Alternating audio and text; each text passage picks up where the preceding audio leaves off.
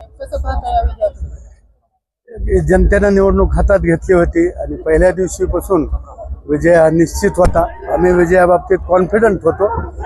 100% विजय झाला. जनतेनं निवडणूक हातात घेतली होती. हा जनतेचा विजय. जनशक्ती विरुद्ध धनशक्ती असं दिसायला पाहिजे होती, पण वेगळं पैशाचं वाटप केलं गेलं नाही. भरपूर पैसा वाटला, दादागिरी केली, सगळ्याच गोष्टी झाल्या, परंतु जनतेनं न्याय दिला.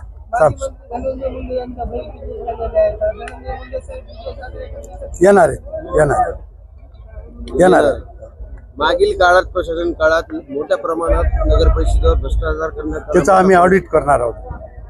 5 वर्षाचं आम्ही ऑडिट करणार आहोत आणि जे दोषी असतील त्यांच्यावर FIR दाखल करू. शहरवासींना काय आव्हान करतात? शहरवासियांचा हा विजय आहे. सर्वसामान्य जनतेचा हा विषय आहे. शहराला ज्या लागणाऱ्या मूलभूत गरजा आहे, पिण्याचं पाणी आम्ही 2 दिवसात सुधारू. पिण्याचं स्वच्छ दररोज पाणी देऊ. दिव्याबत्तीचा प्रश्न करू.